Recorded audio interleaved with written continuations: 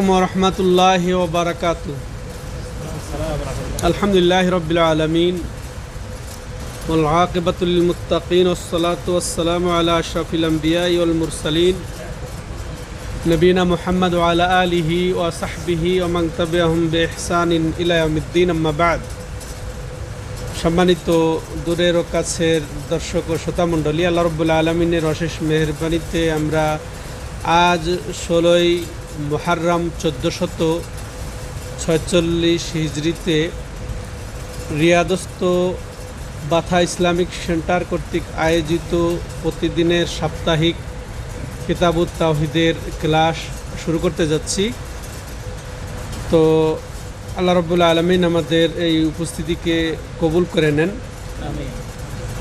তো আমরা শাইখুল ইসলাম মুহাম্মদ ইবনে আব্দুল ওয়াহাব রাহিমাহুল্লাহর কিতাবুত তাওহীদের আজকে 20তম অধ্যায় শুরু করতে যাচ্ছি। ইতিপূর্বে লেখক রাহিমাহুল্লাহ তাওহীদের পরিচয়, ফজিলত, গুরুত্ব এবং এর দাওয়াতের গুরুত্ব, এর প্রতিষ্ঠাকারীর গুরুত্ব, লা ইলাহা ইল্লাল্লাহ এবং তাওহীদের ব্যাখ্যা, তাফসির এগুলা বর্ণনা করেছেন বা করে যাচ্ছেন।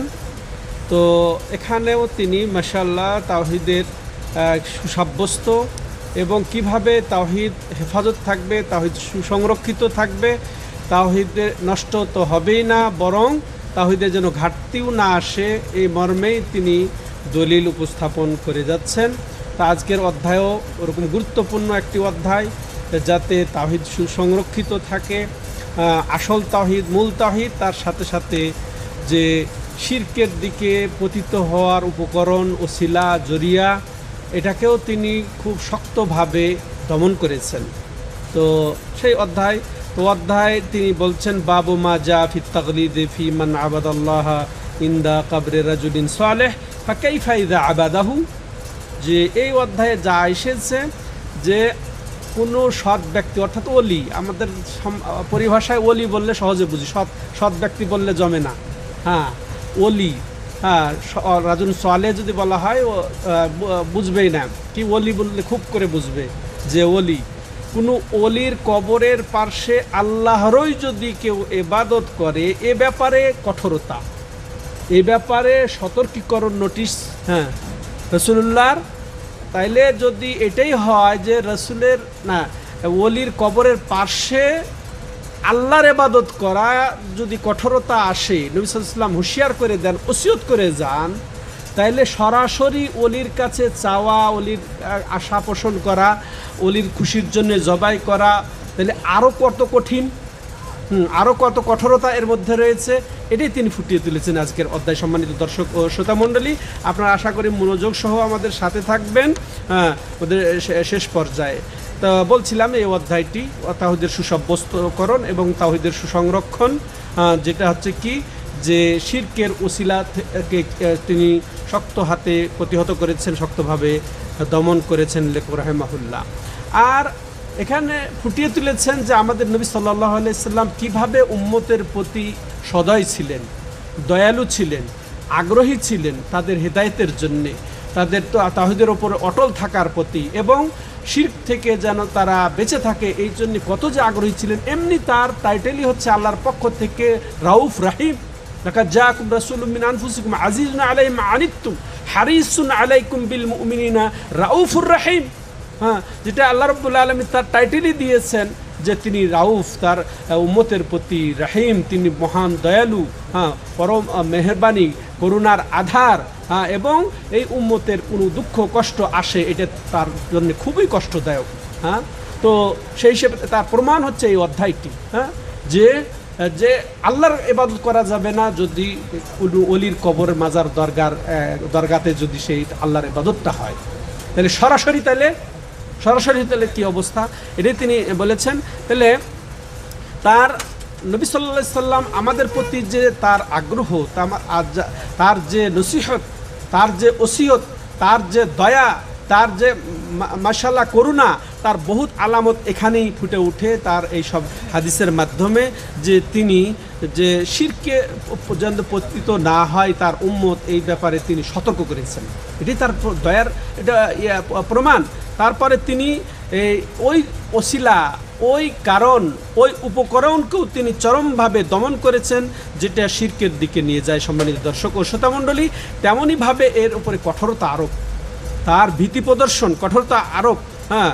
এবং তিনি বলছেন, এরপরে আবার পুনরাবৃত্তি করছেন। আমরা হাদিসে আসলে বুঝতে পারবো যে তিনি স্বাভাবিকভাবে বলছেন, ওটাকে আবার পুনরায় বলছেন আরও কঠিনভাবে, কঠিন ভাষায় তিনি বলছেন, যে কঠিনভাবে যেন দমন হয়। সম্মানিত দর্শক, যেন কি যে তিনি বুঝাইতে চাচ্ছেন, আবার তিনি নিজেকে সামলাতে পারছেন না, চেক দিতে পারছেন না, যে যদি আমি তাদেরকে সতর্ক করতে ভুলে যাই, তাই নিশ্চিত করতে ভুলে যায়, গুরুত্ব দিতে ভুলে যায়, তাকিদ করতে ভুলে যায়, অথচ তিনি কোন অবস্থায় এটা বলছেন, মৃত্যুশয্যায়, মৃত্যু চরম মুহূর্তে, অন্তিম শয্যায় তিনি এইভাবে কঠিনভাবে ভাবমূর্তি নিয়ে তিনি উম্মতকে সতর্ক করছেন। এটাই তার প্রমাণ যে তিনি উম্মতকে কত ভালোবেসেছেন। আলহামদুলিল্লাহ, সাল্লাল্লাহু আলাইহি ওয়াসাল্লাম। এরপরে তাওহীদের গুরুত্বের কারণেই তিনি এই সব কঠোরতা আরোপ করেছেন। তাওহীদকে যেন তারা বুঝে, তাওহীদের যেন প্রতি অটল থাকে, এবং তাওহীদ থেকে তারা যেন ছিটকে না পড়ে, শিরকের দিকে যেন তারা ধাবিত না হয়, বরং যারা এইরকম অপকর্ম লিপ্ত আছে, তাওহীদকে ছেড়ে দিয়ে শিরকে লিপ্ত হয়, তাদের প্রতি তিনি কঠোরভাবে তিনি এই কথাগুলা বলে গেছেন। সম্মানিত দর্শক ও শ্রোতা মণ্ডলী, তাহলে শিরকে পচবে একটি এমন ওসিলায় তিনি এই অধ্যায়ের মাধ্যমে তিনি সতর্ক করেছেন তার উম্মতকে। শিরকে পচবে এরকমই একটা কিছু, যেটা লেখক রাহিমাহুল্লাহ রাসূলের সেই বাণী উল্লেখ করে তিনি আমাদের এই সাধারণ মানুষকে সতর্ক করছেন। আগেও বলেছি আমি যে লেখক কিন্তু তিনি মুসলিম সমাজকে কেন্দ্র করে এই কিতাবটা লিখেছেন।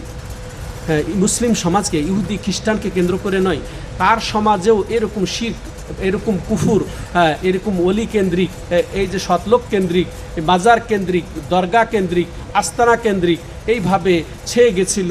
তাদের প্রতি তিনি সহায় হয়ে, তিনি খুব সদয় হয়ে তিনি এই অধ্যায় রচনা করেছেন। ঠিক রাসূলুল্লাহ সাল্লাল্লাহু আলাইহি সাল্লাম নীতি অনুযায়ী, তিনি তার সিস্টেম অনুযায়ী। সম্মানিত দর্শক ও শ্রোতা মণ্ডলী, তাহলে এই অধ্যায় তো মোটামুটি এই ব্যাপারেই। তাহলে এখন অলির কবরের পাশে ইবাদতের চিত্র, তিনি বলছেন যে অলির কবরের পাশে ইবাদত, আল্লাহর ইবাদত, সেই ইবাদতটা যদি খালেসভাবে আল্লাহর জন্যেও হয়, একান্ত তাওহীদের ভিত্তিতেও যদি ওই অলির কবর, দরগা, আস্তানার পাশে হয়, সেটাতেই তিনি সতর্ক করেছেন। নবী সাল্লাল্লাহু আলাইহি ওয়াসাল্লাম এই ব্যাপারে তাদের প্রতি লানত করেছেন, এবং এ ব্যাপারে তাদেরকে সর্বনিকৃষ্ট, জাতির সর্বনিকৃষ্ট অভিহিত করেছেন। আল্লাহু আকবার।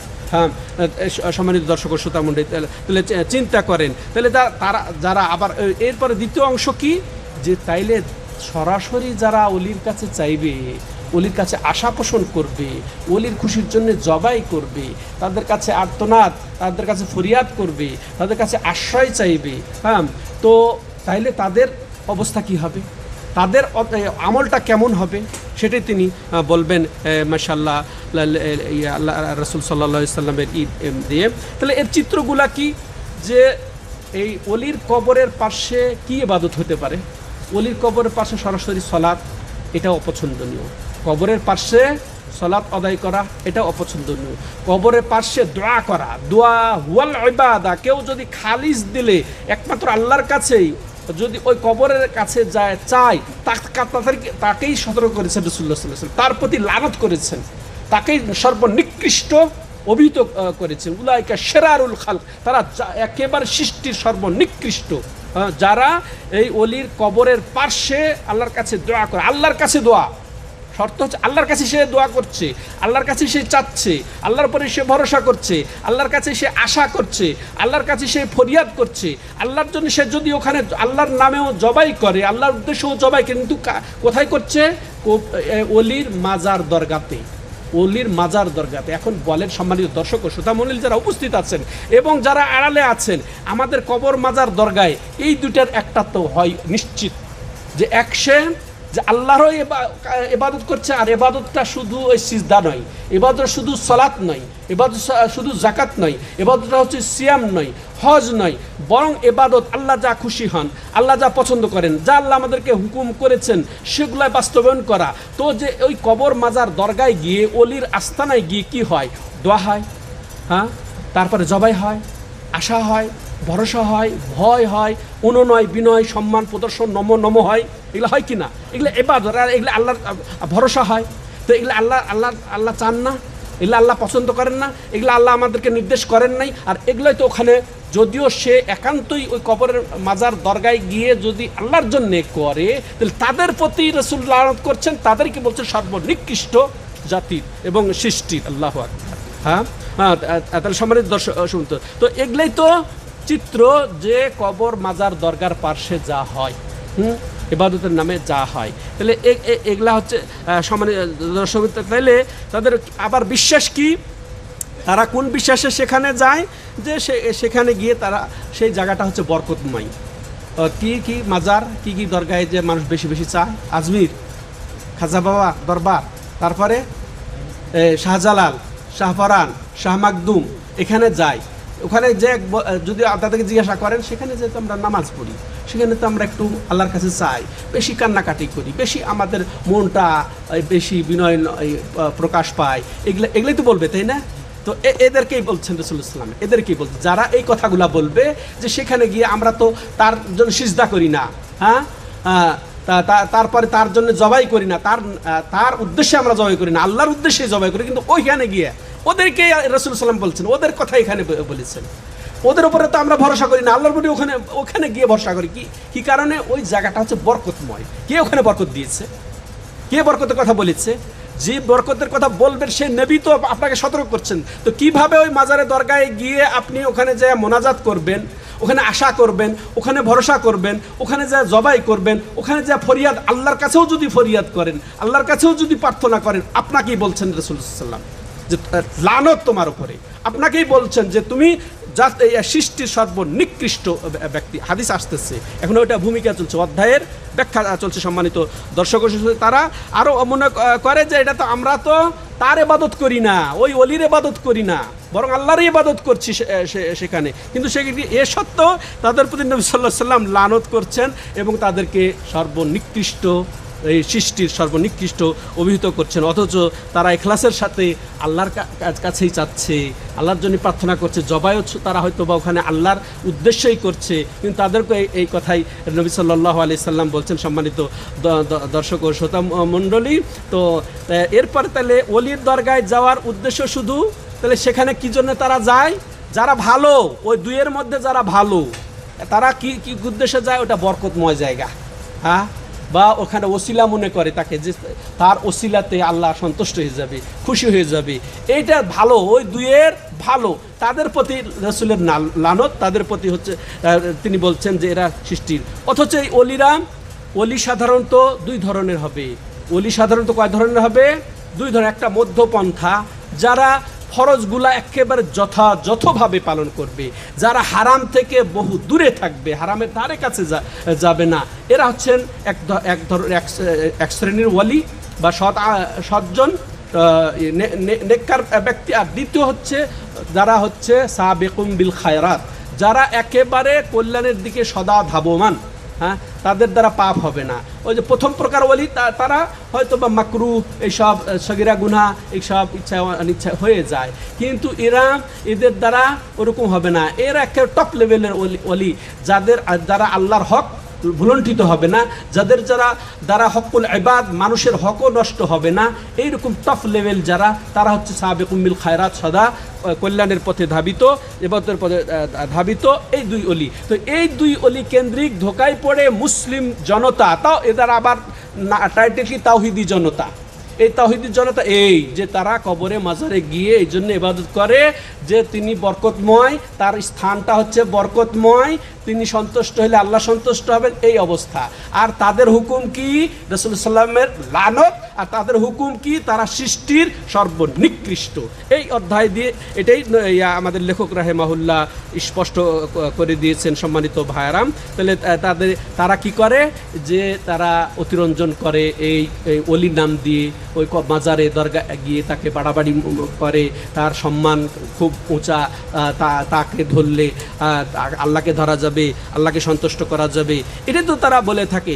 তবে এবার আসেন লেখক রাহিমাহুল্লাহর দ্বিতীয় ওই টাইটেলের, তার শিরোনামের দ্বিতীয় অংশ হচ্ছে, তাইলে যারা ওই সৎ লোকের ইবাদত করে তাদের কি হবে? হ্যাঁ, তিনি বলছেন তবে যারা যে কাইফা ইযা আবাদাহু, তারা কেমন হবে, তাদের অবস্থা কেমন হবে যারা সরাসরি ওই অলির কাছে চায়, অলির কাছে প্রার্থনা করে, অলির কাছে ভালো মন্দ তুলে ধরে বিপদ আপদ মুক্তির জন্য, তাদের কি অবস্থা হবে চিন্তা করেছেন? তাহলে যদি তার নিকট চায়, তা আশা করে, ভরসা করে, ফরিয়াদ করে, সলাতও পড়ে নেয়, যে সলাত তার জন্যই পড়ি, এরকম অনেক লোক আছে, জবাই করে, হ্যাঁ, তারপরে ওসিলা করে তাকে, তারপরে তার সুপারিশ পাওয়ার জন্যে সে এগুলা করে। তা এর আগের অধ্যায়ে আমরা পড়েছি না যে সুপারিশের অধিকারীকে, সুপারিশের মালিককে, শাফাতের মালিককে? একমাত্র আল্লাহ। কুল্লিল্লাহি শাফাআতু জামিয়া, হে বলে দিন যে শাফাত সম্পূর্ণটাই আল্লাহর অধিকার।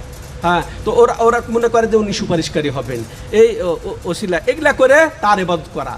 যে তার কাছে সুপারিশ চায়, যে তাকে ওসিলা মধ্যস্থ মনে করে যে আল্লাহ এবং তার মধ্যে মধ্যস্থ, অথচ সে মৃত্যুবরণ করেছেন, ওলি, তিনি ভালো, ঠিক আছে, কিন্তু তাকে মধ্যস্থ মনে করেন, এটা তার ইবাদত। তার কাছে আশা করে, তার উপরে ভরসা করে, তার খুশির জন্য জবাই করে, তার খুশির জন্য মানত করে, তার কাছে ফরিয়াদ করে, তার কাছে চায়, তার জন্য দোয়া করে।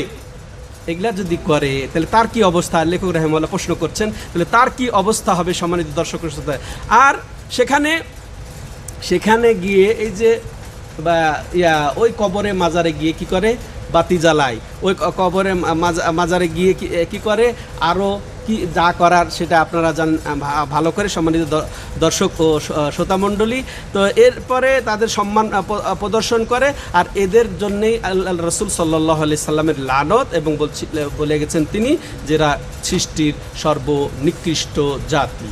তাহলে নিঃসন্দেহে এটা তাহলে আগেরটার চেয়ে আরও নিকৃষ্ট, আরও ভয়াবহ। যে কবর মাজার দরগার পার্শ্বে গিয়ে ইবাদত করে, তার চেয়ে যে সরাসরি অলির কাছে চায়, প্রার্থনা করে, আশা করে, ভরসা করে, ওখানে গিয়ে চাওয়া, ওটাও এই একই হুকুম। কিন্তু এর চেয়ে আরও জঘন্য, নিকৃষ্ট, ভয়াবহ পরিণামের শিকার কারা? যারা সরাসরি অলির কাছে চাই, হ্যাঁ, অলির জন্যে জবাই করে। সম্মানিত দর্শক ও শ্রোতামণ্ডলী, এই অধ্যায় তিনি ফুটিয়ে তুলেছেন সুন্দরভাবে, তিনি হাদিসগুলা পরস্পর এনে। এরপর তিনি বলছেন যে যারা টার্গেট করে কোনো মাজার বলে সহজে বোঝা যায়, কবর বললে অত জমে না। হ্যাঁ, মাজারে যায় যারা, যে কোনো মাজার বলেন না, কোন মাজার যায় আমাদের দেশে? শাহজালালের মাজার, হ্যাঁ, দরগায়। তিনটা কারণে যেয়ে থাকে। প্রথম হচ্ছে কি, টার্গেট ওই দরগাটা, ওই খোদ ওই মাজার বা কবর, ঠিক আছে। দ্বিতীয় হচ্ছে যিনি সাহিত্য আছেন, অমুক শাহজালাল, ঠিক, তাকে টার্গেট করে। তৃতীয় কি, ওখানকার পরিবেশ, পারিপার্শ্বিকতা, ওখানকে জাঁকজমক হয়ে গেছে, সেখানে কি হয়, সেখানে মনে করে চাদর চড়ানো, সুন্দর বিল্ডিং, আলিশান বিল্ডিং, মিনার, এই সেই, হ্যাঁ, কত কিছু হয়ে গেছে ওটা। আর সেখানে সুন্দর আগরবাতি দেওয়া, মোমবাতি দেওয়া, লাল শালু দেওয়া, উমুক তুমুক সব কিছু, গ্রিল ট্রিল, এই চমৎকার চিত্তাকর্ষণ, এগুলাই সব করে ওখানে যায় ছয় তারা, এবং এখানে দর্শনীয় স্থানে পরিণত হয়। এখানে দর্শনীয় স্থানের মধ্যে দেখবেন অনেক মাজারও আছে না? হ্যাঁ, দর্শনীয় স্থান।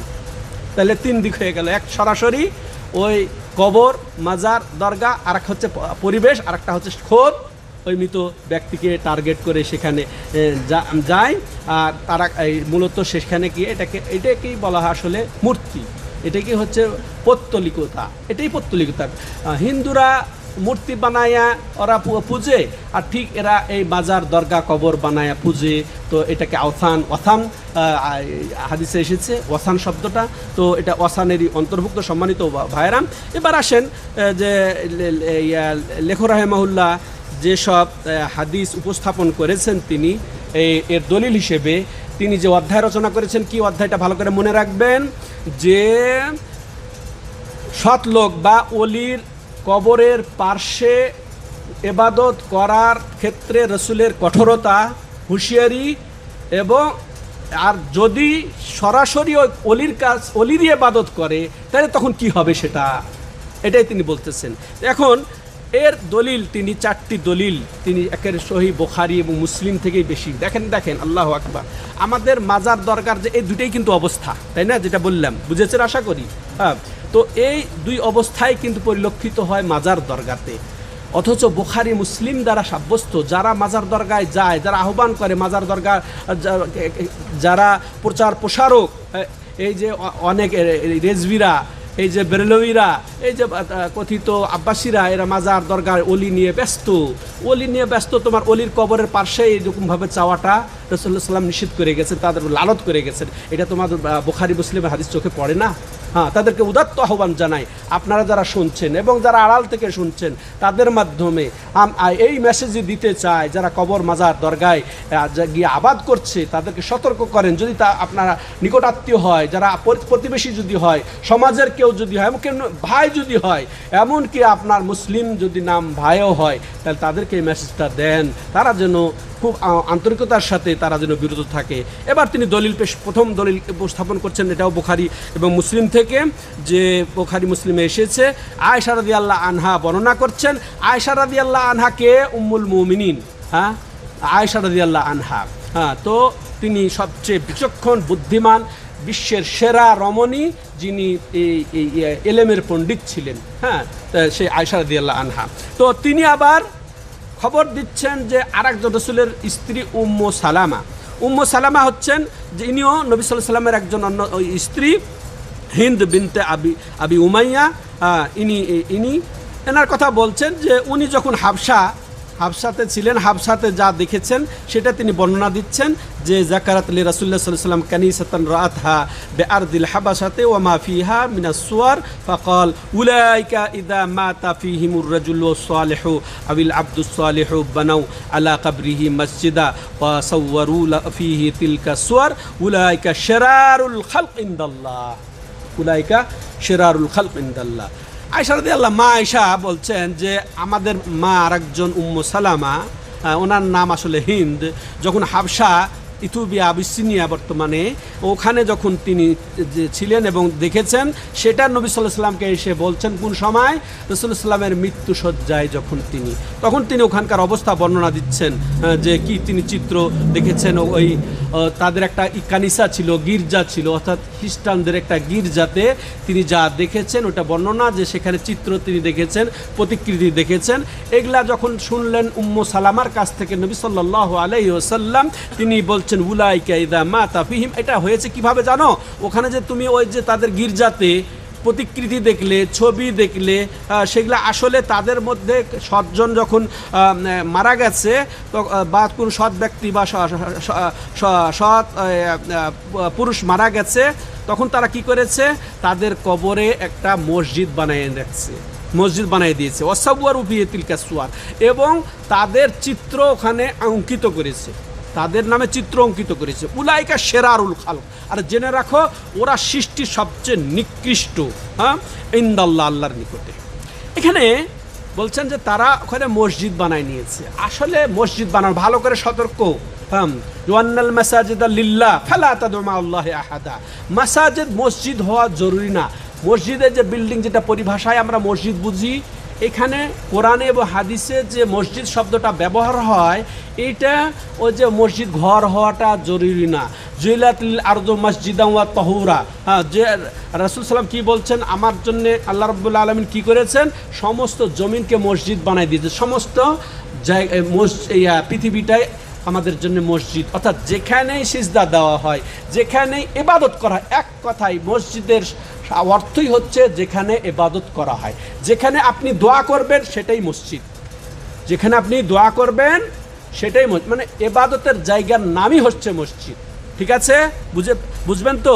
এখন ওই চার দেওয়াল হওয়াটা জরুরি না, যেখানে ইবাদত হবে সেটা সালাত থেকে শুরু করে সেখানে দোয়া, সেখানে তেলাওয়াত, সেখানে আশা, সেখানে ভরসা, সেখানে জবাই, সেখানে যাই হোক না কেন যদি কিছু হয় ইবাদত, সেটাই হচ্ছে কি মসজিদ, সেটাই হচ্ছে কি মসজিদ। তাই তো যখনই যে মারা যেত সেখানে তারা মসজিদ বানায় নিত, অর্থাৎ এটা না যে সেখানে তারা ঘর বানায় ওখানে আল্লাহর জন্য সালাত পড়া শুরু করতো, তা কিন্তু নয়। সেখানে তারা ওই দোয়া, প্রার্থনা, আশা, ভরসা, যা কিছু নম বিনয়, নম্রতা সব কিছু প্রকাশ করতো, কারণ এটাই ইবাদতের জায়গা বানিয়ে নিত, এক কথায় ইবাদতের স্থান বানিয়ে নিত। সম্মানিত দর্শক ও শ্রোতা মণ্ডলী, তো এর ব্যাখ্যা শাইখুল ইসলাম ইবনে তাইমিয়া যেটা করেছেন সেটা লেখক রাহিমাহুল্লাহ এনেছেন। ফাহাউলাই জামাউ বাইনা ফিতনাতাইন, এই যে তারা তাদের সৎ লোক মারা যাওয়ার ফলে ওই জায়গাতে তারা সিজদার বা ইবাদতের জায়গা যে বানিয়ে নিয়েছে, তো এরা দুই ফিতনায় পতিত হয়েছে। প্রথম ফিতনা কি? প্রথম ফিতনা হচ্ছে কবরের ফিতনা, হ্যাঁ, দরগা বানিয়ে নিয়েছে, আস্তানা বানিয়ে নিয়েছে। দ্বিতীয় ফিতনা কি? তাদের প্রতিকৃতি চিত্র বানিয়ে নিয়েছে। হ্যাঁ, দ্বিতীয় ফিতনা এটা। তাহলে তো এটা তাহলে প্রথম ফিতনা কি? কবর বানিয়ে নিয়েছে, সেখানে কি করে তারা ওই যে আস্তানা, দরগা, এখন তো বিল্ডিং বানায় ফেলে, তাই না? যে মাজার যেটা সেটা বিল্ডিং বানায় ফেলে, কি না পাকা করে ফেলে। অথচ পাকা করতে, চুনকাম করতে, লিখতে রাসূল সাল্লাল্লাহু আলাইহি ওয়াসাল্লাম নিষেধ করেছেন। মুসলিম শরীফের বহু এ মর্মে হাদিস এসেছে। যেগুলা নবী সাল্লাল্লাহু আলাইহি ওয়াসাল্লাম নিষেধ করেছেন সেগুলা আজকে আমাদের সুন্নতে পরিণত হয়েছে কবর মাজার, কবরপন্থী, এই দরগাপন্থীদের কাছে। যেগুলো ওগুলাই যেন নবী সাল্লাল্লাহু আলাইহি ওয়াসাল্লাম হুকুম করেছেন, অথচ যেগুলা নিষেধ করেছেন সেগুলাই, সেটা পাকা করা, চুনকাম করা, তারপরে লিখা, হ্যাঁ, তাহলে এগুলা সব তো ওখানে আস্তানা বানিয়ে নেওয়া, সব এগুলা নিষেধ করা হয়েছে। বাতি জ্বালায় এবং পর্দা লাগায়, গেলাফ লাগায়, কত কি করে, এই ফিতনা পড়ে। এবং ওই যে প্রতিকৃতির ফিতনা, সম্মানিত দর্শক ও শ্রোতা মণ্ডলী। এরপরে এই বলছেন যে এরা কি করে, তাহলে এরা কি সর্বনিকৃষ্ট জাতি। শাইখুল ইসলাম ইবনে তাইমিয়া বলছেন এরা দুই ফিতনায় পড়ে, একটা হচ্ছে কবরের ফিতনা আর একটা হচ্ছে পৌত্তলিকতার ফিতনা, চিত্রের ফিতনা, প্রতিকৃতির ফিতনা, উলাইকা, এভাবে সম্মানিত ভাইরা তিনি বলছেন। তাহলে এই হাদিস থেকে আমরা যেটা বুঝলাম যে উম্মু সালামা রাদিয়াল্লাহু তাআলা আনহা ওয়া আরদাহা তিনি হাবশাতে যে দেখে এসেছিলেন, ওটা নবী সাল্লাল্লাহু আলাইহি ওয়াসাল্লামের অন্তিম মুহূর্তে মৃত্যুসজ্জায় তিনি বর্ণনা দিচ্ছেন যে ওখানে জাতিরা কি করে এবং কি চিত্র দেখেছে, সেখানে কিভাবে তারা তাদের ওই সৎ লোকদেরকে নিয়ে বাড়াবাড়ি করেছে সম্মানে, ভক্তিতে। তো যেটা আসলে সে সিজদার জায়গা বা ইবাদতের জায়গায় পরিণত হয়েছে। সম্মানিত দর্শক শ্রোতা মণ্ডলী, এটা শুনে নবী সাল্লাল্লাহু আলাইহি ওয়াসাল্লাম বলছেন তাদের ঘটনাটা এটাই। আর এরা হচ্ছে এই একেবারে সৃষ্টির সর্বনিকৃষ্ট জাতি, যারা তাদের সৎলোকদের, ওলিদের কবরকে ইবাদতের জায়গা বানিয়ে নিয়েছে, হ্যাঁ, এবং চিত্র অঙ্কন করেছে।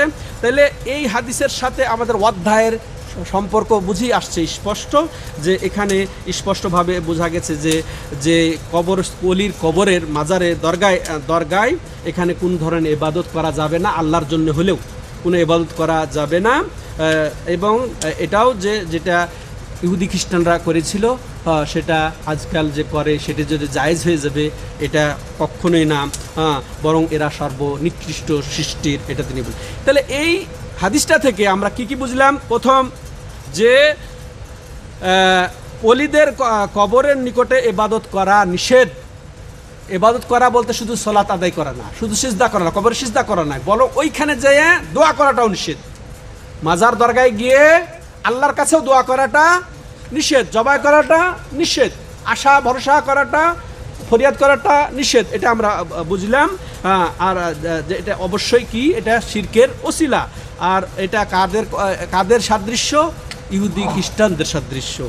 আরও যেটা বুঝলাম যে কাফের মুশরিক ইহুদি খ্রিস্টানরা কি করে, তাদের এই যে অলি কেন্দ্রিক, তাদের ওই যে নবী কেন্দ্রিক, তাদের বড়দের কেন্দ্রিক, তো সেটা বর্তমান সমাজের মুসলিমকে এটা জানানো দরকার, যাতে তারা হুঁশিয়ার হয়ে যায়, সতর্ক হয়ে যায়, এটা বর্ণনা করা দরকার।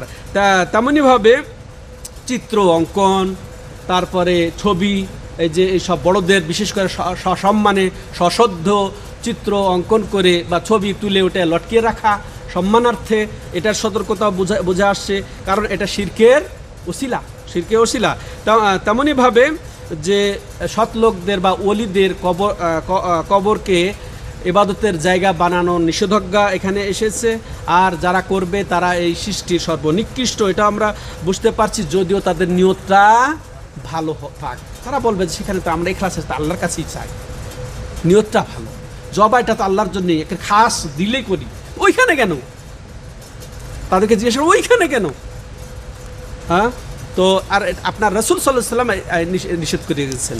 এরপরে আবার ওই বুখারী মুসলিমে ঠিক আরেক বর্ণনা এসেছে, ওই মা আয়েশা রাদিয়াল্লাহু আনহা থেকে বর্ণনা লাম্মা নুজিলা বিরাসূলিল্লাহ সাল্লাল্লাহু আলাইহি ওয়াসাল্লাম তাফিকা ইয়াতরাহু খাবিসাতাল্লাহু আলা ওয়াজহি ফাইদা তাম্মা বিহা কাশাফাহা ফাকালা ওয়া হুয়া কাযালিক লানাতুল্লাহি আলাল ইয়াহুদি ওয়ান নাসারা ইত্তাখাযু কুবুর আনবিয়াহিম মাসাজিদ يحذر ما صنعوا ولولا ذلك أبرزوا قبره غير أنه খুশিয়া আইত্তাখাদা মসজিদা। এটাও বুখারী মুসলিমের হাদিস। সম্মানিত দর্শক শ্রোতা মণ্ডলী, দেখেন কিভাবে চমৎকার আকারে এবং কঠিনভাবে রাসূলুল্লাহ সাল্লাম এখানে সতর্ক করেছেন। এই অবস্থাতে যখন মা আয়েশা বলছেন যে যখন রাসূলুল্লাহ সাল্লাল্লাহু আলাইহি সাল্লামের মৃত্যু নিকটবর্তী হলো, মৃত্যু এসে গেল, হ্যাঁ, মালাকুল মউত এসে গেল, হ্যাঁ, রাসূলের কাছে, তাফিকা ইয়াতরাহু খামিসাতাল্লাহু ফি আলা ওয়াজহি, তিনি তার একটা চাদর ছিল যেটা দাগ, সেই চাদরটা দিয়ে মুখ ঢেকে ফেলছেন, চাদরটা দিয়ে তিনি মুখ ঢেকে শুয়ে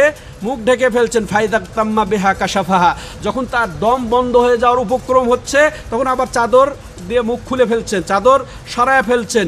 এরপর ওই সরায় কি বলছেন শুনেন, বা কলা, তিনি বলছেন ওহু কাযালিক, ওই তিনি কঠিন অবস্থায়, মুমূর্ষ অবস্থায়, ওই অবস্থায় শেষ অন্তিম মুহূর্তে ওসিয়তমূলক কি বলছেন, লানাতুল্লাহি আলাল ইয়াহুদি ওয়ান নাসারা ইত্তাখাযু কুবুর আনবিয়াহিম মাসাজিদ, ইহুদি এবং খ্রিস্টানদের প্রতি আল্লাহর লানত হোক, যারা তাদের নবীদের কবরকে সিজদার জায়গা বা ইবাদতখানা বানিয়ে নিয়েছে।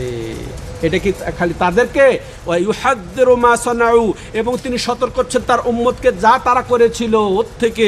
ওয়ালাউলা যালিক, আর যদি, এবার মা আয়েশা রাদিয়াল্লাহু আনহা বলছেন ওয়ালাউলা যালিক উবরেজা কাবরুহু, তো যদি ওই যে রাসূল সাল্লামের ওই সতর্ক করা তখন থেকে না হতো এবং তার লানত যদি প্রকাশ না পেত কাদের প্রতি, যারা তাদের ওলি আউলিয়ার কবরকে ইবাদতের জায়গা বানিয়ে নিয়েছে, যদি আল্লাহর তার সতর্ক এভাবে না থাকতো, বা তিনি যদি নিষেধ না করে যেতেন, বা তিনি যদি তাদের প্রতি লানত না করে যেতেন, তার কবরটা ওই যে বাইরে দেওয়া হতো। কিন্তু আশঙ্কা কি, ওই যে তারা মেলা বসাবে, তারা ওরস করবে, হ্যাঁ, তারা আস্তানা দরগা বানায় ছাড়বে। এই জন্যে তিনি যেহেতু তার জীবদ্দশায় সতর্ক করেছেন, ওই ভিত্তিতে তিনি নিষেধ করেছেন। এটা নবী সাল্লাল্লাহু আলাইহি ওয়াসাল্লাম নিজেই ভয় পেয়েছেন এটা, তার কবর থেকে এইভাবে আস্তানা বানিয়ে নেওয়ার, বা সাহাবায়ে কেরাম ভয় পাওয়ার কারণে তিনি যেখানে মারা গেছেন সেইখানে তাকে কবর দেওয়া হয়েছে। সম্মানিত দর্শক শ্রোতা মণ্ডলী, গায়রা আন্নাহু খাশিয়া স্বয়ং নবী সাল্লাল্লাহু আলাইহি ওয়াসাল্লাম ভয় পেয়েছেন, এই জন্য সতর্ক করেছেন, এই জন্য লানত করে গেছেন। বা দ্বিতীয় যে খুশিয়া, তাহলে সাহাবায়ে কেরাম ভয় পেয়েছেন যে তার কবর আস্তানায় পরিণত হবে, দরগায় পরিণত হবে। এই ভয়ে তারা কি করেছেন, তার মৃত্যুর জায়গাতেই তাকে দাফন করেছেন, যে যেটা যেন তার কবরটাকে ইবাদতখানা না বানিয়ে নেওয়া হয়। ইবাদতখানা বললাম যে শুধু ইবাদতখানা বলতে সালাত বোঝায় না, দোয়াও বোঝায়। ওখানে দোয়া করলে ওটা ইবাদতখানা বানিয়ে নেওয়া হয়ে যায়, মসজিদ বানিয়ে নেওয়া হয় যে। সম্মানিত দর্শক ও শ্রোতা মণ্ডলী, এরপরে আমরা আলহামদুলিল্লাহ, হ্যাঁ, নবী সাল্লাল্লাহু আলাইহি সাল্লাম এটা দোয়াও করে গেছেন। নবী সাল্লাল্লাহু আলাইহি সাল্লাম দোয়াও করে গেছেন যে নবী সাল্লাল্লাহু আলাইহি সাল্লাম তার কবরটা যেন এমন আস্তানা না পরিণত হয়, দরগায় পরিণত না হয়ে যায়, বুতখানায় পরিণত না হয়ে যায়, যেটা ইবাদত করা হবে। এটা তিনি তার জীবদ্দশায় করেছে। তো সাহাবায়ে কেরাম এই আশঙ্কায়, এই দুইটা কারণে তার কবরটাকে ভিতরেই রেখে দিয়েছেন, হ্যাঁ, যাতে বাইরে থেকে ওই নাজায়েজ ফায়দা নেয় নাই। তা আল্লাহ রাব্বুল আলামিনও তার দোয়াটা কবুল করেছেন। আর নবী সাল্লাল্লাহু আলাইহি ওয়াসাল্লাম দোয়া করে গেছেন তার জীবদ্দশায়, আল্লাহুম্মা লা তাজাল কবরি ওয়াসানান ইউবাদ, হে আল্লাহ তুমি আমার কবরকে এমন আস্তানায় পরিণত করো না যেটা ইবাদত করা হবে, যে কবরকে সামনে রেখে ইবাদত করা হবে, যে আস্তানায় পরিণত করা হবে, দরগায় পরিণত করা হবে, এটা দেওয়া করে গেছেন। ঠিক আল্লাহ রাব্বুল আলামিন কবুল করেছেন, ঠিক তা ওখানে ব্যারিগেড বন্ধ করা আছে। এখনও যে ডান্ডা, যে তার দিকে মুখ করে দোয়া করবে তাকে ডান্ডা দিয়ে পিটানো হয়, তাকে সরিয়ে দেওয়া, দেখেছেন কি না? এটা রাসূলের দোয়ার এটা বরকত। হ্যাঁ, এটা তিনি নবী, সেইটাই তার প্রমাণ যে এটা হতে পারে, এই আশঙ্কায় তিনি দোয়া করেছিলেন, ওটা আল্লাহ রাব্বুল আলামিন কবুলও করেছেন। সম্মানিত দর্শক ও শ্রোতা মণ্ডলী, এই হাদিস থেকে তাহলে আমরা যেটা বুঝলাম যে সীমা লঙ্ঘন চলবে না। হ্যাঁ, ওলির কেন্দ্রিক, ওলির সম্মানে ভক্তিতে সীমা লঙ্ঘন চলবে না, কারণ এটা শিরকের উপকরণ, শিরকের একটা ওসিলা।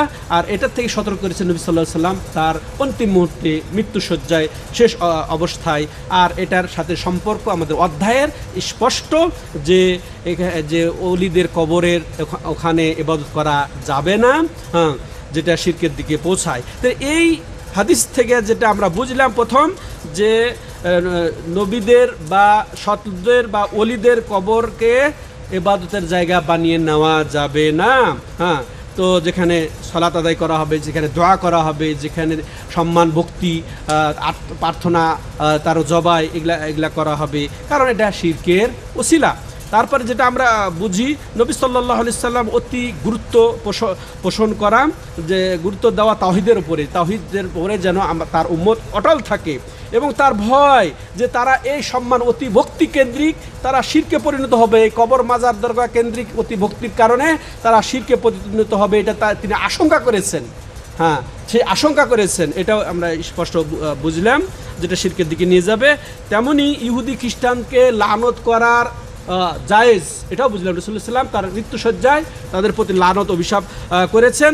শুধু ইহুদি খ্রিস্টানদেরকে লানত করা জায়েজ নয়, বরং যারাই এইরকম অতি ভক্তি করে মাজার দরগায় গিয়ে তারা এইভাবে আবাদ করবে, এইভাবে ইবাদত করবে, অর্থাৎ দোয়া করবে, জবাই করবে, আশা করবে, ভরসা করবে, তাদেরকেও লানত করা জায়েজ আছে এই হাদিসের দ্বারা। এটা আমরা বুঝলাম। আল্লাহ তাদেরকে হেদায়েত করেন এবং আল্লাহ রাব্বুল আলামিন হেফাজত করেন।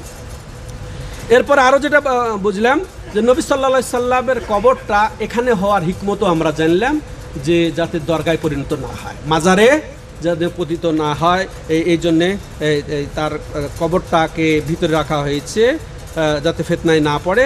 তেমনিভাবে আমরা আরও জানলাম যে এটা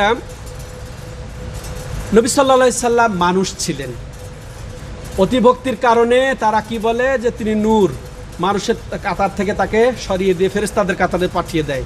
এদের প্রতি এটা জবাব যে নবী সাল্লাল্লাহু আলাইহি সাল্লাম ভয় করেছেন, তাই না? হ্যাঁ, তো তার মৃত্যুশয্যায় তিনি তাহলে মৃত্যুশয্যায় তিনি কষ্ট উপভোগ করেছেন, দম বন্ধ হয়ে যাচ্ছে, তার মৃত্যু যন্ত্রণায়, তাহলে এটা মানুষেরই তো হয়, তাই না? এটা মানুষ, তিনি মৃত্যুবরণ করছেন মৃত্যুর শয্যায়, যখন তার মৃত্যু আসন্ন, এরকম অনেক হয়েছে, এই যে হাজারাতুল ওয়াফা, তো এগুলাতে কি বোঝা গেল, তিনি মানুষ ছিলেন, মৃত্যুবরণ করেছেন। যারা প্রতিভক্তির কারণে হায়াতুন নবী বলে তাদের বলেন তিনি মারা যায় নাই, এটা বলে, এগুলো তার জবাব হচ্ছে, এটা আমরা বুঝলাম। আরও তৃতীয় হাদিস আমরা যেটা এখানে শুনবো, সেটা হচ্ছে কি, এটা ইমাম মুসলিম তার সেই মুসলিমে আন জুনদুব ইবনে আব্দুল্লাহ রাদিয়াল্লাহু তাআলা আনহু, একজন প্রখ্যাত সাহাবী, তিনি বলছেন, সামিতুন নবী সাল্লাল্লাহু আলাইহি ওয়াসাল্লাম ক্বাবলা আন ইয়ামুতা বিখামস। এই দেখেন, এগুলা কোথায় যাবে? যারা বলেন নবী সাল্লাম জীবিত আছেন, এরা এই হাদিসগুলো মানে না। হ্যাঁ, এখানে হাদিসে বলছেন যে জুনদুব ইবনে আব্দুল্লাহ সাহাবী, তা আমি নবী সাল্লাল্লাহু আলাইহি ওয়াসাল্লামকে বলতে শুনেছি কাবলা ইয়ামুতা বিখামস, মৃত্যুর মানে মৃত্যুশয্যায় শায়িত, অর্থাৎ মৃত্যুর 5 দিন আগে আমি বলতে শুনেছি। মৃত্যু ওহুয়া ইয়াকুল, তিনি বলছেন, ইন্নী আবরাউ ইলাল্লাহি আন ইয়াকুনা লি মিনকুম খালিল ফাইন্নাল্লাহা কাদ ইত্তাখাযানি খালিলা কামা ইত্তাখাযা ইব্রাহিমা খালিলা ওয়ালাউ কুনতু মুত্তাখিযাম মিন উম্মতি খালিলা লাত্তাখাযতু আবা বকরিন খালিলা আলা ওয়া ইন্না মিন মান কানা ক্বাবলাকুম কানু ইত্তাখিযুনা কুবুরা আনবিয়াহিম মাসাজিদ আলা ফালা তাত্তাখিযুল কুবুরা মাসাজিদা ফা ইন্নী আনহাকুম আন যালিক। আল্লাহু আকবার। এটা মুসলিম শরীফে এসেছে। তো তিনি অর্থাৎ জুনদুব বিন আব্দুল্লাহ রাদিয়াল্লাহু তাআলা আনহু বলছেন যে আমি রাসূলুল্লাহ সাল্লামকে মৃত্যুর 5 দিন আগে বলতে শুনেছি। তিনি বলছেন যে আমি আল্লাহর কাছে মুক্তি ঘোষণা করছি, আমি তাদের থেকে সম্পর্ক ছিন্নতা ঘোষণা করছি, যারা আইয়াকুন আলী মিনকুম, যে কি আমি এটা মুক্ত ঘোষণা করছি কি, যে আমার কেউ খলিল হবে না, আমার উম্মতের মধ্য থেকে কেউ খলিল হবে না, ফাইনাল্লাহ কাদ ইত্তাখাযানি খালিলা, কারণ আল্লাহ নিজে আমাকে খলিল অভিহিত করেছেন। খলিল হচ্ছে হাবিব বা মোহাব্বত, যে বোঝায় না, মোহাব্বতের চরম পর্যায় থেকে বলে খুল্লাত বা খলিল। হাবিব বা মোহাব্বত যেটা, তার উচ্চ পর্যায় হচ্ছে খলিল। আর এই উচ্চ নবী সাল্লাল্লাহু আলাইহি সাল্লামের অন্তরে আল্লাহর যে মর্যাদা, আল্লাহর যে মোহাব্বত, আল্লাহর যে মারিফত এত এক চরম পর্যায়ে ছিল, ওইখানে আর সৃষ্টির কারো জায়গা তার অন্তরে ছিল না। মানে আল্লাহর জন্য তার অন্তরটা পুরা মালিয়ান ছিল, ভরপুর ছিল। বুঝে আসছে? এই জন্য উনি বলছেন যে আল্লাহ যেহেতু আমাকে খলিল হিসেবে অভিহিত করেছেন, আমিও আল্লাহকে খলিল মেনে নিয়েছি। অতএব আল্লাহর মহাব্বত একের টপ লেভেলে, আল্লাহর সম্মান টপ লেভেলে, আল্লাহর মারেফত বা জ্ঞান আমার কাছে টপ লেভেলে। আমি আর কাউকে খলিল হিসেবে গ্রহণ করতে পারবো না। আল্লাহ আমাকে খলিল বানিয়েছেন। অতএব যেমনটি আল্লাহ রাব্বুল আলামিন ইব্রাহিমকেও খলিল অভিহিত করেছিলেন, ওয়ালাউ কুনতু মুত্তাখিদাম মিন উম্মতি খালিলা লাত্তাখাযতু আবা বকরিন খালিলা। তবে আমি যদি আমার উম্মতের কাউকে খলিল বলে গ্রহণ করতে পারতাম, তাহলে কাকে খলিল হিসেবে গ্রহণ করতাম? আবু বকর রাদিয়াল্লাহু তাআলা আনহুকে। সুবহানাল্লাহ! আবু বকর কি মর্যাদা দেখেছেন? এখানে আবু বকর রাদিয়াল্লাহু তাআলা আনহুর মর্যাদার বহিঃপ্রকাশ, এবং আবু বকর রাদিয়াল্লাহু তাআলা আনহু তারপরে যে শ্রেষ্ঠ, এটার বহিঃপ্রকাশ। তার তিনি পরোক্ষভাবে তিনি তার প্রতিনিধিত্বকারী খলিফা হিসাবে হকদার, এটাও তিনি বুঝিয়ে দিয়ে গেছেন। সম্মানিত দর্শক শ্রোতা মণ্ডলী, আলা ওয়াইন্না মান কানা কাবলাকুম কানু ইয়াত্তাখিযুনা কুবুরা। দেখেন, এইটা বলার পরে উনি কি বলছেন? সতর্ক করছেন এবার তার উম্মতকে, যে দেখো, খবরদার, তোমরা সতর্ক হয়ে যাও। তোমাদের পূর্বে যারা ছিল ইহুদি খ্রিস্টানরা, কানু ইয়াত্তাখিযুনা কুবুরা আনবিয়াহিম মাসাজিদ, তাদের নবীদের কবরকে তারা ইবাদতের জায়গা বানিয়ে নিয়েছিল। হ্যাঁ, মসজিদ বললে তো বোঝা আসবে না। ইবাদতের জায়গা বানিয়ে নিয়েছিল। আলা ফালা তাত্তাখিযু কুবুরা মাসাজিদ, তোমরা সতর্ক হয়ে যাও, খবরদার, তোমরা এই তোমাদের ওলিয়া উলিয়ার কবরকে ইবাদতের জায়গা বানিয়ে নিও না। ফাইন্নি আনহাকুম, এটা দেখেন একবার বলা সারা, ফালা তাত্তাখিযু, এটা তাহলে নিষেধ। তাহলে কবরকে ইবাদতের জায়গা বানানো, দোয়ার জায়গা, প্রার্থনার জায়গা, আশার জায়গা, ভরসার জায়গা, জবাইয়ের জায়গা বানানো নিষেধ। এটা মুসলিম শরীফের হাদিস, বানানো নিষেধ। এরপর আবার রাসূল সাল্লাল্লাহু আলাইহি ওয়াসাল্লাম স্পষ্ট করে দিয়ে, ফাইন্নি, আমি অবশ্যই, আনহাকুম আন যালিক, তোমাদেরকে এর থেকে নিষেধ করছি। নিষেধের উপরে নিষেধ। আর সেটাই আমাদের প্রদর্শিত হচ্ছে আজকাল মাজার, দরগা, এই আস্তানায়। আল্লাহুল মুস্তাআন। তা আপনারা শুনছেন, শুধু শুনেই থাকবেন না, এটা রক্ষা করবেন, আপনার সমাজকে, আপনার পরিবারকে, আপনার জাতিকে উদ্ধার করবেন। সম্মানিত দর্শক ও শ্রোতা মণ্ডলী, তো এই হাদিস থেকে কি বুঝলাম? এটা বিশেষ করে এর অর্থ সেটা আমরা বুঝলাম যে নবী সাল্লাল্লাহু আলাইহি সাল্লাম তার অন্তিম মুহূর্তে এগুলা ওসিয়ত করে গেছেন, তাই না? মৃত্যুর পূর্বে তিনি ওসিয়ত করে গেছেন। এই হাদিসটার সম্পর্ক অধ্যায়ের সাথে এটাও স্পষ্ট যে কবর, আস্তানা, এগুলাকে ইবাদতের জায়গা বানানো নিষেধ, এবং এটা শিরকের ওসিলা, যেমন ইহুদি খ্রিস্টানরা করেছে। এবং ইহুদি খ্রিস্টানরা ছাড়াও বর্তমান যারা সমাজের অজ্ঞ মুসলিম, অজ্ঞই মনে করব, জেনে বুঝে যারা করছে, এরা যা করছে এটা এই হাদিস থেকে আমরা যেটা বুঝলাম যে কোনো দরগা বানিয়ে নেওয়া যাবে না। হ্যাঁ, কোনো মনীষীর কবরকে, আস্তানাকে, ওলিকে দরগা বানিয়ে নেওয়া যাবে না। এর থেকে নিষেধ। সেখানে কবর, আস্তানা বানানো, দরগা বানানো, গম্বুজ বানানো, এগুলা থেকে নবী সাল্লাল্লাহু আলাইহি ওয়াসাল্লাম সতর্ক করেছেন। এবং এগুলা শিরকের কারণ, এবং এগুলা ওসিলা, এগুলা শিরকের ওসিলা। এই ওসিলা থেকেও নবী সাল্লাল্লাহু আলাইহি ওয়াসাল্লাম নিষেধ করেছেন, বিরত থাকার জন্য এগুলা দমন করেছেন। এবং এর থেকে বোঝা গেল যে নবী সাল্লাল্লাহু আলাইহি সাল্লামকে আল্লাহ রাব্বুল আলামিন খলিল হিসেবে, মহব্বতকারী হিসেবে মানিয়ে নিয়েছেন। তা আল্লাহর মহব্বত সাব্যস্ত হয়েছে। আল্লাহ মহব্বত করেন তার নবীদেরকে, মুমিনদেরকে যেমনভাবে তার জন্য শোভনীয়, উপযোগী, সেভাবেই তার মহব্বতের সিফাতটা এখানে সাব্যস্ত। তেমনইভাবে এখানে দুই খলিলের মর্যাদা, যে আল্লাহ ইব্রাহিম খলিলকে যেভাবে খলিল অভিহিত করেছেন, তেমনি আমাদের নবী সাল্লাল্লাহু আলাইহি সাল্লামকেও খলিল অভিহিত করেছেন। তো খুল্লাতের মর্যাদা, টপ লেভেলের মহাব্বত, এটা আমরা বুঝবো। তেমনইভাবে আবু বকর রাদিয়াল্লাহু আনহুর ফজিলত এবং তার খলিফা হওয়ার প্রতি একটা এখানে ইঙ্গিত এখানে পাচ্ছি। এবং উম্মতের মধ্যে সেরা মানব তিনি, এটাও বোঝা যাচ্ছে। তাহলে এটা আমরা বুঝলাম। এরপরে দেখেন লেখক রাহিমাহুল্লাহ বিশেষ করে এটারই ব্যাখ্যা স্বরূপ এনেছেন শাইখুল ইসলাম ইবনে তাইমিয়া রাহিমাহুল্লাহর কিছু কথা, ওদিকে আমরা আর যাচ্ছি না যেহেতু সময় একটু হয়ে গেছে। তো আসলে আরেকটা যেটা বলছে হাদিসে বারবার আসছে যে মসজিদ তোমরা বানায় নিও না। মসজিদ বলার ওই যে প্রথমে ভূমিকাতে বলেছি, বলতে আমরা যেন না বুঝি যে প্রচলিত যে মসজিদ আমরা বানাই, এটা না। ইবাদতের জায়গার নামই হচ্ছে কি মসজিদ। সেখানে দোয়া করেন, সেখানে তেলাওয়াত করেন, আর সেখানে জবাই করেন, সেটাই হচ্ছে ইবাদতের জায়গা। ইবাদত আর আসলে সেজদাও যদি বলেন সেজদার জায়গা, সেজদাটাও কিসে বিনয়ের সাথে হয়, বিনয় নম্রতা প্রকাশও তাইলে হচ্ছে কি ইবাদত। আর এই যে কোনো জায়গায় বিনয় নম্রতা, কবরে মাজারে দরগায় যারা যায় বিনয় নম্রতা প্রকাশ করে না, ও অলির কাছে ভয় পায় না, সমীহ করে না, শ্রদ্ধা করে না, তো ওই শ্রদ্ধা ও কোনো ফায়দা আছে আপনার? হ্যাঁ, ও কোনো বুঝবে যে আপনি এখানে তাকে সম্মান জানিয়ে গেলেন, তার কাছে কিছু চেয়ে গেলেন? আল্লাহু আকবার, আল্লাহুল মুস্তাআন। তো এবার লাস্ট একটা হাদিস বলে শেষ করবো এই অধ্যায়। ইমাম আহমদ বর্ণনা করছেন সঠিক সনদে আব্দুল্লাহ ইবনে মাসউদ রাদিয়াল্লাহু তাআলা আনহু থেকে বর্ণিত, এটা তিনি রাসূলুল্লাহ সাল্লাম থেকে বর্ণনা করছেন, ইন্না মিন শিরারিন নাস মিন মান তুদরিকুহুমুস সাআহ ওয়া হুম আহইয়া ওয়াল্লাযীনা ইয়াত্তাখিযুনাল কুবুরা মাসাজিদ, রাহু আবু হাতিম ফি সাহিহে। রাসূলুল্লাহ সাল্লাল্লাহু আলাইহি সাল্লাম কি বলেছেন যে মানুষের মধ্যে সর্বনিকৃষ্ট তারাই যাদের ওপরে কিয়ামত আসবে। আল্লাহ আকবার। কিয়ামত আসা বলতে সরাসরি যে কিয়ামতের আলামত, যেমনই আজব এক জন্তু বের হবে, তারপর সূর্য পশ্চিম দিকে উদয় হবে, এরকম আলামত যাদের ওপরে আসবে আর তারা জীবিত থাকবে, তারা হচ্ছে সর্বনিকৃষ্ট, এই জাতির সর্বনিকৃষ্ট। তো তাহলে ওয়াল্লাযীনা আর কারা নিকৃষ্ট? যারা এই যে কবরকে দরগা বানিয়ে নিয়েছে, যারা কবরকে এই ইবাদতের স্থান বানিয়ে নিয়েছে, এরা সৃষ্টির সর্বনিকৃষ্ট। লাস্ট হাদিস এটা, ঠিক আছে? লাস্ট হাদিস এটা আবু হাতেম ইবনে হিব্বান রাহিমাহুল্লাহ তার সহিহ ইবনে হিব্বানে উল্লেখ করেছেন, সহিহ বলেছেন। সম্মানিত দর্শক ও শ্রোতামণ্ডলী, আর বাড়াতে চাচ্ছি না। তো এর থেকে আমরা যেটা বুঝলাম যে কবরের নিকটে সালাত আদায় করা বা যে কোনো ইবাদত করা এটা নিষিদ্ধ বা সতর্ক করেছেন, কারণ এটা শিরকের ওসিলা।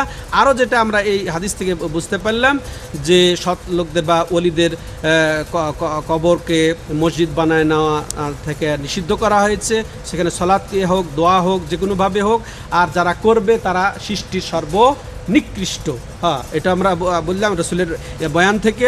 ওয়াইন কানা, যদিও তাদের নিয়তটা ভালো থাকুক না কেন, নিয়ত ভালো থেকেও যদি সেখানে গিয়ে করে ওই যে অলির কবর মাজার দরগাতে, সেটা তাহলে সর্বনিকৃষ্ট। এবং এটাও বুঝলাম যে কিয়ামত আসবে আর তার যারা জীবিত থাকবে ওই অবস্থায় তারা আসলে নিকৃষ্ট হবে, ওই অবস্থায় ইমানের ইয়াটা কম হবে। এবং আরও কি যে শিরক থেকে এবং শিরকের যত উপকরণ ওসিলা কারণ থেকেও সতর্ক করে গেছেন নবী সাল্লাল্লাহু আলাইহি ওয়াসাল্লাম এই হাদিসের মাধ্যমে, যদিও তার যত নিয়তটাই ভালো হোক না কেন। তো হাদা হুয়া ওয়া সাল্লাল্লাহু আলা নবিয়িনা মুহাম্মদ ওয়া আলা আলিহি ওয়া সাহবিহি আজমাইন। সুবহানাকাল্লাহুম্মা ওয়া বিহামদিকা আশহাদু আল্লা ইলাহা ইল্লা আনতা আস্তাগফিরুকা ওয়া আতুবু ইলাইক।